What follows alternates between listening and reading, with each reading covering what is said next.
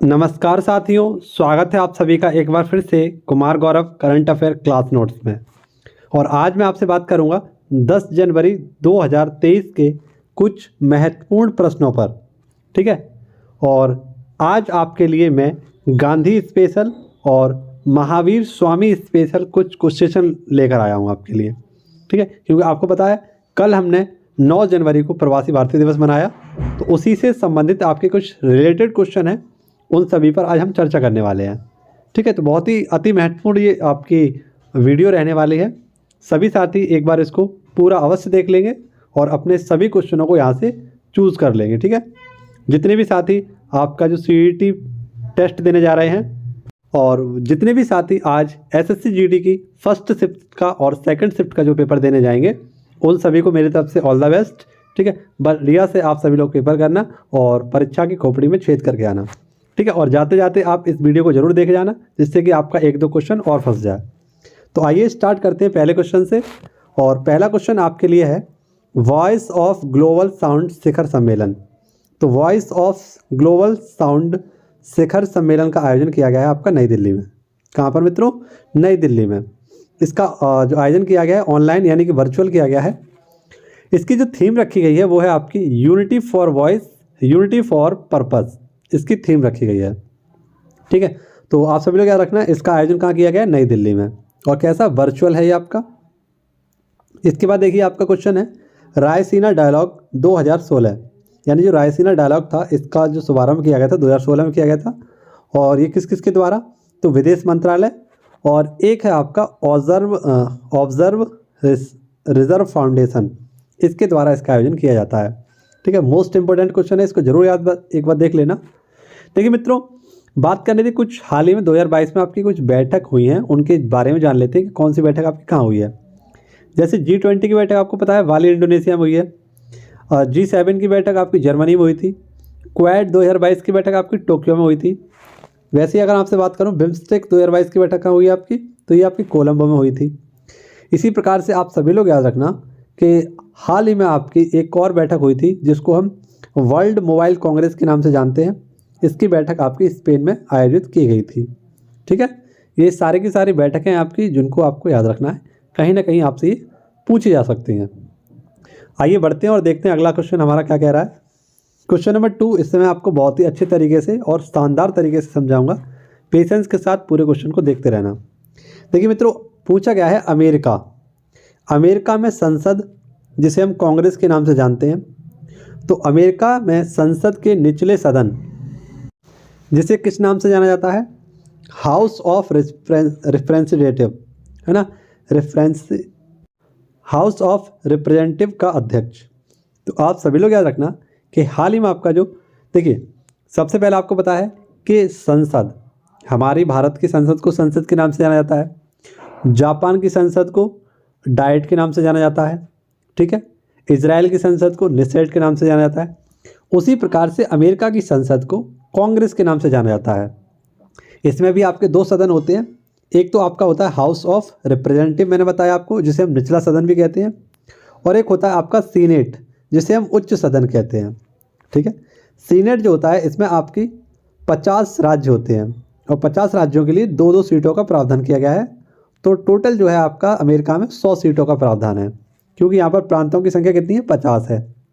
अब हाल ही में जो आपका हाउस ऑफ रिप्रेजेंटेटिव है आपका, यानी कि आपका जो निचला सदन है, इसकी अध्यक्ष जो बनाई गई हैं वो हैं कैथलीन मैकार्थी। कौन बनाई गई है? Kathleen McCarthy. ये किस पार्टी से हैं आपके? तो रिपब्लिकन पार्टी से हैं। ये पॉइंट आप लोग याद रखना। यहाँ के प्रेसिडेंट कौन है? आप सभी को पता है, जो बाइडन है। और वाइस प्रेसिडेंट यहाँ के कौन है? कमला हैरिस हैं। ठीक है, इसी प्रकार से मैं आपको बताऊं कि हाल ही में अमेरिका के सिक्कों पर पहली बार किसी महिला का क्या होगा? हस्ताक्षर होगा। $2 और $5 के सिक्कों पर क्या होगा? हस्ताक्षर होगा। तो वे थी यहाँ की वित्त मंत्री, जिनका नाम आप सभी को पता होना चाहिए। क्या नाम है? Janet Yellen. क्या नाम है मित्रों? Janet Yellen. ठीक है, आप सभी लोग याद रखना। जबकि यहाँ के रक्षा मंत्री का नाम क्या है? चलिए कमेंट बॉक्स में बताइए कि अमेरिका के रक्षा मंत्री का नाम क्या है। ठीक है, आप सभी को पता है कि अमेरिका और कनाडा में हाल ही में एक बम चक्रवात आया हुआ है और इस बम चक्रवात के चलते यहाँ पर रेड अलर्ट भी जारी किया गया था। क्या किया गया? रेड अलर्ट जारी किया गया है बम चक्रवात। बम चक्रवात जो कि एक आपका बर्फीली तूफान है और -47 डिग्री सेंटीग्रेड तापमान कम हो चुका है, जो कि काफ़ी एक प्रकार से मान लीजिए बर्फ़ ही बर्फ़ पूरे अमेरिका और कनाडा में फैली हुई है, अमेरिका और कनाडा के बॉर्डर पर। अब अमेरिका और कनाडा की बात आई है तो साथियों आप सभी लोग याद रखना, अमेरिका और कनाडा के मध्य जो सीमा रेखा बनती है आपकी, वो 49 डिग्री सीमा रेखा बनती है, जिसे आप लोग मेडिसन रेखा के नाम से भी जानते हैं। किस नाम से? मेडिसन रेखा। और यहीं पर आपकी इसी सीमा पर है आपकी 5 ग्रेट लेक, जिनमें आपकी मिशिगन है, ह्यूरॉन है, ओंटारियो है, इरी है। ठीक है, इस प्रकार से आपकी 5 क्या है मित्रों? झीलें हैं। चलिए, बहुत बातें हो गई अमेरिका पर, अब बात करते हैं अगले क्वेश्चन पर। क्वेश्चन नंबर 3 है हमारा, निक्केई एशिया रिपोर्ट। कैसी मित्रों? निक्केई एशिया रिपोर्ट के अनुसार दुनिया का तीसरा सबसे बड़ा ऑटो बाज़ार, तो दुनिया का तीसरा सबसे बड़ा जो ऑटो बाज़ार बना है वो अपना भारत बना है। अब आपके मन में भी ये भी आना चाहिए कि सर पहले स्थान पर कौन है? तो विश्व में पहले स्थान पर है चाइना और दूसरे स्थान पर है अमेरिका और तीसरे स्थान पर अपना आ गया भारत। भारत ने किसका स्थान ग्रहण किया है, यानी किसके स्थान पर आया है?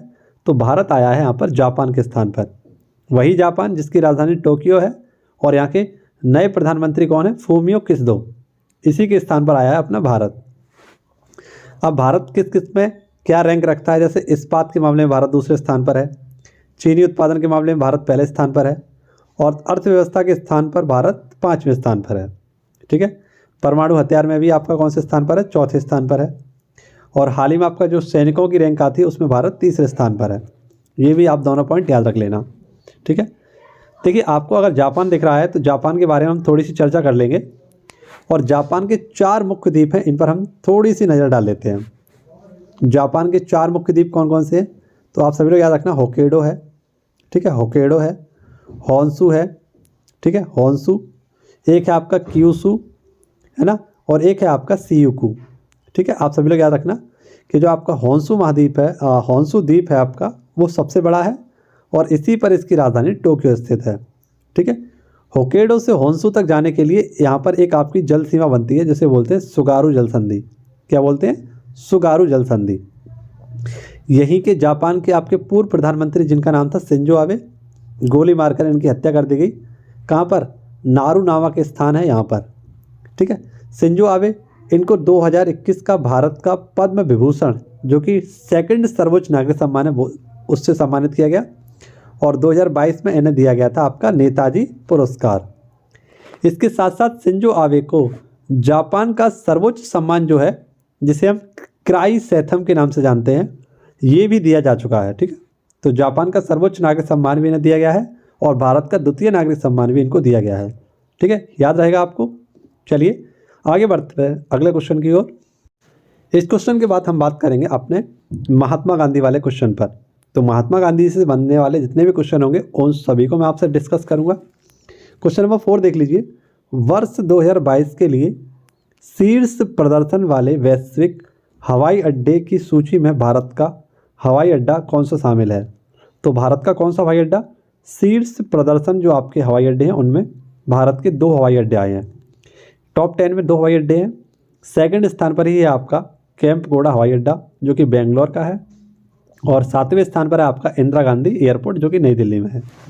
अब आपके मन में आ रहा होगा कि सर पहले स्थान पर कौन है? तो पहले स्थान पर है आपका हनेडा एयरपोर्ट। कौन सा? Haneda airport. ये आपका कहाँ पर है? जापान में।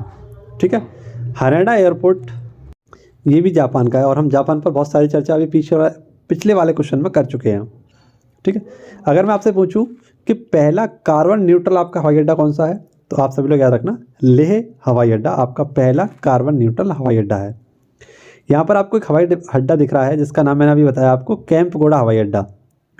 केम्पगोड़ा जो हवाई अड्डा है इसके ही सामने, यानी इसका जो जस्ट मेन गेट है उसके सामने ही केम्पगोड़ा की क्या लग रही है? एक स्टैचू ऑफ प्रॉस्पेरिटी, एक मूर्ति लग रही है जिसका नाम है आपका स्टैचू ऑफ प्रॉस्पेरिटी, जो कि सुख और समृद्धि का प्रतीक है और जिन्होंने बेंगलोर की स्थापना की थी नादप्रभ केम्पगोड़ा, ये उन्हीं की प्रतिमा है। ठीक है, आप सभी लोग याद रखना केम्पगोड़ा एयरपोर्ट के सामने ही ये बनने वाली है। ठीक है, तो ये क्वेश्चन यहीं पर रिलेट करके मैंने आपको बताया। चलिए और देखते हैं आज का हमारा स्पेशल क्वेश्चन, क्वेश्चन नंबर 5। इसमें आपसे पूछा गया है प्रवासी भारतीय दिवस। आप सभी को ये सारे क्वेश्चन पता होंगे जो मैं आपको बताने वाला हूँ, लेकिन कहीं ना कहीं आपको ये नंबर दिलाएंगे एसएससी जीडी, ठीक है, एसएससी जीडी की ये परीक्षा और जो आपकी सीईटी की परीक्षा चल रही है उसमें, ठीक है। तो सभी साथी इस क्वेश्चन को तो जरूर ही पूरा देखकर जाना आप लोग। देखिए, आपसे पूछा गया है प्रवासी भारतीय दिवस, क्या पूछा गया है, मैं आपको बहुत सारे क्वेश्चन बताऊंगा इसमें। ये इसका 17वां संस्करण है, ठीक है। 2003 में ये पहली बार बनाया गया था और प्रवासी भारतीय दिवस आपका 9 जनवरी को मनाते हैं, क्योंकि 9 जनवरी 1915 को ही महात्मा गांधी दक्षिण अफ्रीका से भारत वापस आए थे। अब उसी के उपलक्ष्य में हमने आपको बताया कि 2003 से इस दिवस को मनाना स्टार्ट किया और 2022 में इसका शुभारंभ जो किया है नरेंद्र मोदी जी ने किया है। और इसके समापन कार्यक्रम में द्रौपदी मुर्मू, जो कि भारत की 15वीं राष्ट्रपति हैं, झारखंड की ये पूर्व आपकी राज्यपाल भी थी, आप सभी लोग याद रख लेना, तो इनके द्वारा समापन कार्यक्रम में पार्टिसिपेट किया जाएगा। और ख़ास बात इस बार की ये है कि इसमें चीफ गेस्ट जो रहने वाले हैं आपके, वो हैं आपके गुयाना के राष्ट्रपति हैं, इनका नाम है मोहम्मद इरफान, सैयद मोहम्मद इरफान। और थीम आप सभी लोग मोस्ट इम्पोर्टेंट तरीके से याद कर लेना, प्रवासी द्वारा अमृत काल में भारत की प्रगति में योगदान। तो प्रवासियों के द्वारा अमृत काल में भारत की विकास के लिए यानी उसकी प्रगति के लिए क्या क्या योगदान किए गए हैं, इसकी थीम रखी गई है। देखिए, बात आई है मित्रों महात्मा गांधी की, तो महात्मा गांधी की ये क्वेश्चन आपको कहीं ना कहीं आपको नंबर दिलाएंगे, क्योंकि आधुनिक भारत में जो भी क्वेश्चन आपका बनता है वो महात्मा गांधी से बहुत अधिक मात्रा में बनता है। तो आइए जानते हैं महात्मा गांधी के बारे में सारी बातों को। महात्मा गांधी जी का जन्म कब हुआ? 2 अक्टूबर 1869 को पोरबंदर, काठियावाड़, गुजरात में। माता का नाम पुतलीबाई था, पिता का नाम करमचंद गांधी था, पत्नी का नाम कस्तूरबा गांधी था, पुत्र का नाम, इनके 4 पुत्र थे, हरिलाल, मणिलाल, रामदास और देवदास। अब कहानी शुरू करते हैं कुछ सनों की, जिन्हें को आपको याद रखना है। 1893 में दक्षिण अफ्रीका गए थे आपके कौन? तो महात्मा गांधी जी। और कहाँ गए थे? प्रिटोरिया पहुँचे। 1915 में वहाँ से वापस आए, इसीलिए आपका प्रवासी भारतीय दिवस मनाया जाता है। 1916 में वहाँ से आकर इन्होंने साबरमती आश्रम की स्थापना कर दी और भारत में इन्होंने अपना पहला सत्याग्रह आरंभ किया चंपारण, बिहार से, जो कि 1917 में आयोजित किया गया। 1920 में अगर हम बात करें, असहयोग आंदोलन शुरू किया इन्होंने, क्योंकि आपको पता है 1919 में जलियांवाला बाग हत्याकांड हुआ, तो उसके ठीक 1 साल बाद, है ना, यानी धीरे धीरे चलते चलते इन्होंने असहयोग आंदोलन को स्टार्ट कर दिया। ठीक है, क्योंकि जो आपका यहाँ पर असहयोग आंदोलन स्टार्ट हुआ है ये काफ़ी इंपॉर्टेंट है। 1922 में इसे समाप्त किया गया। ठीक है, और आपको पता है कि आपका चोरी चोरा कांड हो गया, तो उसके चलते गांधी जी ने इसे स्थगित कर दिया, समाप्त कर दिया। 1924 में एकमात्र कांग्रेस का अधिवेशन जिसकी महात्मा गांधी जी ने क्या की थी, अध्यक्षता की थी, वो था आपका बेलगाम अधिवेशन। 1931 में गांधी इरविन समझौता होता है। 1931 में ही आपका सेकंड गोलमेज सम्मेलन होता है। 1932 में आपका पूना समझौता होता है महाराष्ट्र की यरवदा जेल में, महात्मा गांधी और बाबा साहेब भीमराव अम्बेडकर के मध्य। और यहाँ पर एक डेट और याद रख लेना आप, 1930 में ही आपका नमक सत्याग्रह हुआ था। ठीक है, डांडी गांव तक आपका नमक सत्याग्रह हुआ, जिसे हम डांडी यात्रा के नाम से भी जानते हैं। और मोस्ट इंपोर्टेंट क्वेश्चन है आपका, करो या मरो का नारा।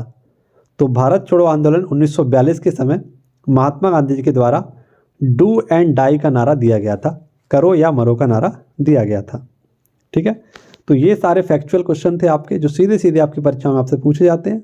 तो आप इनको पढ़कर, इनको रिवाइज कर कर यहाँ से अपना क्वेश्चन टिक कर सकते हैं। तो आइए बढ़ते हैं अगले क्वेश्चन की ओर। अगला क्वेश्चन आपका क्या कह रहा है, ये भी क्वेश्चन काफ़ी इंपॉर्टेंट है। भारत का कौन सा शहर, यानी कौन सा शहर पहली बार फार्मूला ई वर्ल्ड चैंपियनशिप रेस की मेज़बानी करेगा? तो भारत में ये पहली बार होगा ऐसा कि फार्मूला ई वर्ल्ड चैंपियनशिप का भारत में इस रेस का आयोजन किया जाएगा। तो वो अपना राज्य है तेलंगाना, और तेलंगाना में शहर कौन सा है, वो है आपका हैदराबाद। हैदराबाद के बारे में आपको पता ही होगा, मूसी नदी के किनारे बसा हुआ है। और 1948 में ऑपरेशन पोलो के तहत इसका भारत में विलय भी किया गया था। ठीक है, ये बात आपकी 2 बात आप लोग याद रख लेना, सिंपल सी बातें हैं। देखिए मित्रों, जो आपकी फार्मूला ई वर्ल्ड चैंपियनशिप है, इसकी शुरुआत तो हुई है आपकी मैक्सिको से। ठीक है, लेकिन इसका जो चौथा संस्करण होगा वो अपने भारत में यानी कि हैदराबाद में आयोजित किया जाएगा। ठीक है, इससे पहले आपको पता है कि फार्मूला 1 रेस ये आपकी गौतम बुद्ध जो आपका इंटरनेशनल सर्किट है यूपी में, यहाँ पर आयोजित किया जा चुका है, नोएडा में है ये आपका।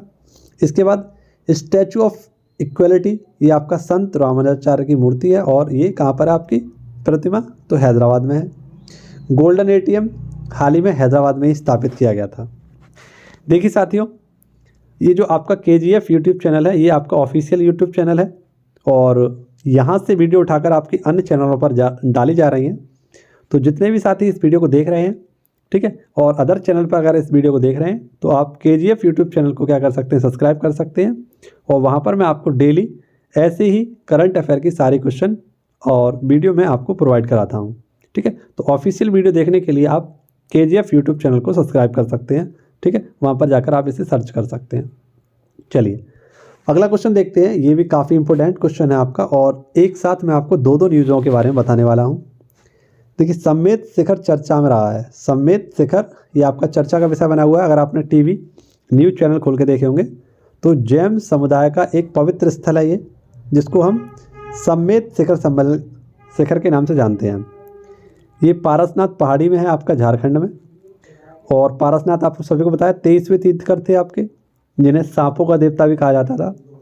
तो जो सम्मेत शिखर पर्वत है आपका, ये चर्चा का विषय इसलिए बना हुआ है क्योंकि जैन धर्म के लोगों द्वारा विरोध किया जा रहा है। विरोध क्यों किया जा रहा है? क्योंकि झारखंड सरकार के द्वारा इसे पर्यटन स्थल घोषित कर दिया है। जब आपका इस जैन समुदाय का जो पवित्र स्थल है, इसको पर्यटन स्थल घोषित कर दिया जाएगा, तो इससे इन समुदाय के लोगों को क्या हो रहा है, आपत्ति प्रतीत हो रही है। तो इसीलिए क्या कर रहे हैं, आंदोलन कर रहे हैं वहाँ पर और विरोध कर रहे हैं। ऐसी एक घटना आपकी गुजरात की है। ये शत्रुंजय आपकी पहाड़ी है, ये ऋषभदेव के लिए प्रचर्चित है, जो कि ऋषभदेव आपके पहले तीर्थंकर थे। ये पर्यटन स्थल घोषित हुआ है और इसका भी यहाँ पर विरोध चल रहा है, ठीक है। तो ये सारी चर्चा थी आपकी। दोनों न्यूज़ काफ़ी इंपॉर्टेंट है आपके लिए, पूछी जा सकती हैं आपसे, ठीक है। चलिए अब बात कर लेते हैं महावीर स्वामी जी से संबंधित कुछ क्वेश्चन होगी। महावीर स्वामी की बात हम करें तो इनका जन्म 540 BC में हुआ था, कुंडल वन वैशाली में। पिता का नाम क्या था, सिद्धार्थ था। जबकि गौतम बुद्ध का बात करें तो उनके बचपन का नाम सिद्धार्थ था। ये जात्रक कुल के थे। माता इनका नाम क्या था यहाँ पर आपका, त्रिशला, जो कि लिच्छवी वंश की थी। यहाँ पर आप सभी को याद रखना है, बचपन का नाम इनका वर्धमान था, ठीक है। यशोदा इनकी पत्नी थी। पुत्री का नाम प्रियदर्शनी था। निर्वाण है ना, ये इनको कहाँ पर हुआ, तो पावापुरी राजगृह में। कब हुआ, तो 468 BC में, 72 वर्ष की आयु में। इनके द्वारा 5 सत्य दिए गए और जो 5वां सत्य इन्होंने जोड़ा था, 4 तो आपके गौतम बुद्ध ने दे दिए थे, 5वां इन्होंने जो जोड़ा था वो था आपका ब्रह्मचर्य। इसमें सत्य था, अहिंसा था, अपरिग्रह था और अस्त्य था, ठीक है। झूठ ना बोला, धन न इकट्ठा करना और सत्य बोलना, हिंसा ना करना, ठीक है, और ब्रह्मचर्य का पालन करना, ये इनके 5 व्रत थे, ठीक है। तो आप सभी लोग इन क्वेश्चनों को भी याद रख लेना थोड़ा सा। आइए और बढ़ते हैं, देखते हैं अगला क्वेश्चन। देखिए साथियों, अगला क्वेश्चन आपका ये भी काफ़ी इंपॉर्टेंट क्वेश्चन है और आपसे पूछा गया है कि 2007 से 2022 के बीच जो कौन सी बीमारी है जिसको 98.7% की कमी दर्ज की गई है। तो ये काफ़ी खुशखबरी की बात है कि भारत में एक बीमारी है जो 2007 से 2022 के मध्य में इसमें 98.7% की कमी दर्ज की गई है और इस बीमारी का नाम है कालाजार। कालाजार आपने सुना ही होगा। ये आंतों को प्रभावित करता है और काफ़ी ज़्यादा चर्चा का विषय बना हुआ है कालाजार, ठीक है। अब आप सभी को पता है कि 2023 में कालाजार मुक्त अभियान आपकी इसका उद्देश्य रखा गया था, ठीक है, और इसमें हमने काफ़ी अच्छा क्या किया, परिणाम भी प्राप्त किए हैं। 98.7% की इसमें कमी आई है, किसमें, कालाजार में। अब आप सभी लोग याद रखना, जो कालाजार रोग होता है इसका रोग कारक क्या होता है, तो लिस्टमानिया इसका रोग कारक होता है, जो कि एक परजीवी है। रोग वाहक कौन होता है, तो सैंड फ्लाई यानी बालू मक्खी इसकी क्या होती है, आप सभी लोग याद रखना क्या होती है, इसका रोग वाहक होता है, ठीक है। 2007 में ये केस आपके 44,533 थे, जो 2022 में घटकर मात्र कितने, 834 रह गए और इसी वजह से इसमें इतनी कमी देखी गई है, ठीक है। तो आप सभी लोग इस क्वेश्चन को याद रख लेना। देखिए मित्रों, मैं कुछ क्वेश्चन आपको बोलकर बताऊंगा, इन्हें भी आप सभी लोग थोड़ा सा गौर से सुनना, ठीक है। जैसे मैं अगर आपसे बताऊं कि वायरस से होने वाले रोग कौन कौन से हैं आपके, तो आप सभी लोग याद रखना कि वायरस से जो आपके रोग होते हैं, जिसमें आपका जुकाम है, पोलियो है, इन्फ्लुएंजा है, खसरा है, डेंगू है, इबोला है, एड्स है, चिकनगुनिया है, ये सब किससे होते हैं? आपके वायरस से होने वाले रोग हैं। इसी प्रकार से मैं आप सबको बताऊं कि बैक्टीरिया से आपके कौन कौन से रोग होते हैं, तो टिटेनस है, प्लेग है, हैजा है, टाइफाइड है, टपेदिक है, डिप्थीरिया है ना, निमोनिया है, कुष्ठ रोग है, ये सारे के सारे किससे होते हैं? आपके बैक्टीरिया से। जबकि प्रोटोजोआ से होने वाले जो आपके रोग हैं उनमें आपका मलेरिया है, पायरिया है, सोने की बीमारी है, पेचिस है, कालाजार है, ये सब किससे होते हैं? आपके प्रोटोजोआ से, यानी परजीवी से होते हैं। फफूंदी से कौन कौन से रोग होते हैं, यानी फंगस से कौन कौन से रोग होते हैं आपके, तो गंजापन है, एथलीट है, दमा है, खाज है, दाद है, ये सब किससे होते हैं आपके? तो ये आपके फफूंदी से होने वाले रोग हैं। आई थिंक आपको ये सारे पॉइंट याद हो रहे होंगे, और जो भी साथी पेन कॉपी लेकर बैठा होगा उसके तो आज बल्ले बल्ले होने वाली है, क्योंकि यहाँ से आपके बहुत सारे क्वेश्चन फंसने वाले हैं। चलिए देखते हैं अगला क्वेश्चन हमारा क्या कह रहा है। अगला क्वेश्चन आपसे पूछ रहा है कि किस राज्य में जातीय और आर्थिक गणना 2023 प्रारंभ की गई है। तो जातीय आपकी गणना और आर्थिक गणना ये 2023 में आपकी प्रारंभ की गई है बिहार में। कहाँ से? बिहार में। ये 2 चरणों में संपन्न होगी। पहला जो चरण होगा वो मकानों की गिनती करेगा, 7 से 21 जनवरी तक इसको चलाया जाएगा। जातीय और आर्थिक गणना ये आपके दूसरे चरण में होने वाली है, और इसके जो नोडल अधिकारी होंगे वो जिले के डीएम साहब होंगे, ठीक है। देखिए, जातीय जो गणना आपकी थी वो 1931 में और 2011 में हो चुकी थी, लेकिन इसका कोई भी आंकड़ा प्रकाशित नहीं किया गया था। बिहार ये तीसरा राज्य है जो जातीय और आर्थिक गणना आपके करने वाला है। इससे पहले राजस्थान और कर्नाटक भी कर चुके हैं, लेकिन इनके द्वारा भी अपने कोई भी आंकड़े जारी नहीं किए गए, प्रकाशित नहीं किए गए, ठीक है।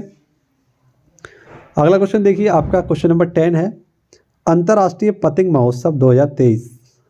तो अंतर्राष्ट्रीय पतंग महोत्सव 2023 इसका उद्घाटन गुजरात में हुआ है।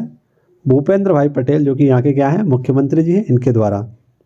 इसकी थीम रखी गई है one earth one future one family, इसकी थीम रखी गई है। और आप सभी लोग याद रखना, ये वाली जो सेम टू सेम थीम है आपकी वो G20 इसकी भी थीम रखी गई है, ठीक है।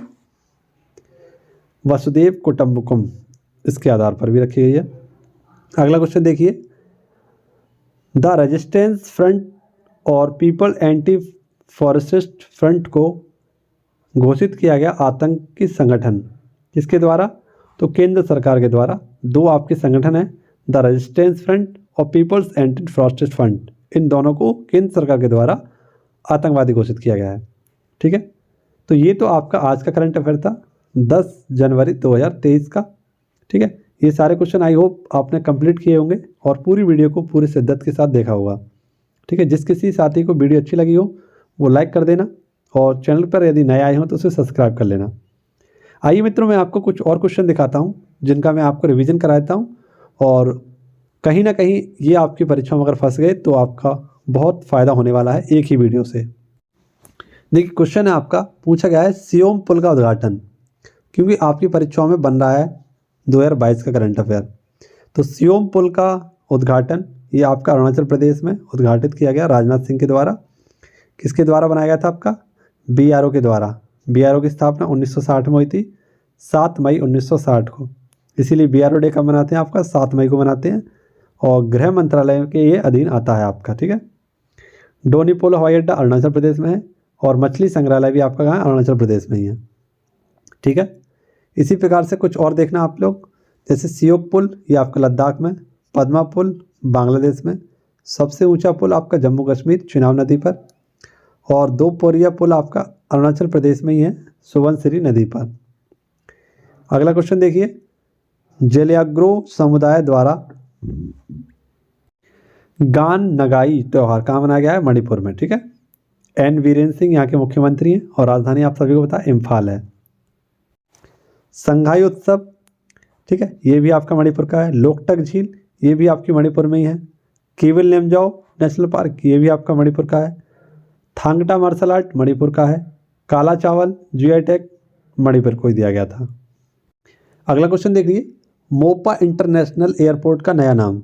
तो आपने ये काफ़ी बार पढ़ा होगा, मोपा इंटरनेशनल जो आपका एयरपोर्ट है कहाँ पर, गोवा में है, और इसका नया नाम हो गया आपका मनोहर पर्रिकर एयरपोर्ट। मनोहर पर्रिकर जो कि गोवा के पूर्व सीएम हैं और एक ही बहुत ही फेमस आपके आईआईटीएन हैं और पूर्व रक्षा मंत्री भी रह चुके हैं। ठीक है, चलिए अगला क्वेश्चन देखिए, मुख्यमंत्री आवासीय भूमि अधिकार योजना। तो मुख्यमंत्री आवासीय भूमि अधिकार योजना जो है आपकी कहाँ की है, मध्य प्रदेश की है।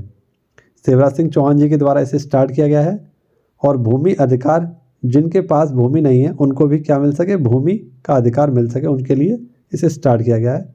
लाडली लक्ष्मी योजना, ये भी आपकी कहाँ की है, मध्य प्रदेश की है। नेक्स्ट क्वेश्चन देख लीजिए, ये भी क्वेश्चन इंपॉर्टेंट है। फसाई के द्वारा उत्तर प्रदेश के 5 स्टार रेटिंग प्रमाण पत्र के साथ ईट राइस्ट स्टेशन किसे घोषित किया गया, वाराणसी उत्तर प्रदेश को। उत्तर प्रदेश की 2 जेलों को भी क्या दिया गया था, 4 स्टार रेटिंग दी गई थी, बुलंदशहर और फर्रुखाबाद को। भोपाल रेलवे स्टेशन को 2022 में आपका 5 स्टार रेटिंग प्रमाण पत्र से सम्मानित किया गया था। फसाई की बात करें तो food safety and standard authority of India, इसके लिए एक्ट कौन सा आया था, 2006 का, और स्थापना कर दी गई 2008 में। अगला क्वेश्चन देखिए आपका, सुन्नी बांध जल विद्युत परियोजना। तो सुन्नी बांध आपका जल विद्युत परियोजना हिमाचल प्रदेश की है और जो नए मुख्यमंत्री आपके आए हैं सुखविंदर सिंह सुक्खू, इनके द्वारा ही आते आते ये आपके सुन्नी बांध जल विद्युत परियोजना का क्या कर दिया, उद्घाटन कर दिया है। 832 मेगावाट की होगी ये, आप सभी लोग याद रखना। और हिमाचल प्रदेश को 40 वर्षों तक 12% बिजली ये फ्री में देगा। ठीक है, इसके साथ साथ आप लोग याद रखना, जो इस परियोजना से क्या होंगे, प्रभावित होंगे, उन लोगों को 10 वर्ष तक 100 यूनिट मुफ्त बिजली दी जाएगी। ठीक है, आप सभी लोग याद रखना। दीदर सुरक्षा कवच योजना। तो दीदर सुरक्षा कवच अभियान जो है आपका पश्चिम बंगाल में चलाया गया है। पंचायत चुनाव में कार्यकर्ता हर व्यक्ति तक पहुंचना, इसका क्या रखा गया है, उद्देश्य रखा गया है। तो उसके लिए आपका क्या बनाया गया है, दीदर सुरक्षा कवच अभियान चलाया गया है। तो ये आपके कुछ क्वेश्चन थे जो आपको मैंने रिवाइज कराए और आई होप आपको पूरी वीडियो अच्छी लगी होगी। अगर जरा सी भी वीडियो आपको अच्छी लगी हो तो आप वीडियो को लाइक ज़रूर कर देना। ठीक है, और इस ऑफिशियल चैनल को आप ज़रूर देखना, KGF यूट्यूब चैनल। ठीक है, जिस भी चैनल से आप इस वीडियो को देख रहे हैं तो एक बार सर्च करके आप जरूर जाना, यहाँ पर आपको क्रम से सारे वीडियो मिलने वाले हैं। ठीक है, जिसमें आपको मैंने 2020, 2021 और 2022 का पूरा करंट अफेयर नोट्स की सहायता से कराया है। तो जितनी ज़्यादा मेहनत मैंने की है और इस मेहनत को आप लोग ऐसे ख़राब ना कीजिए। ठीक है, चैनल को सब्सक्राइब कीजिए और इस चैनल को आप सपोर्ट कीजिए थोड़ा सा। ठीक है, चलिए मिलते हैं आपसे अगले वीडियो में। धन्यवाद। जय हिंद, जय भारत, वंदे मातरम, भारत माता की जय।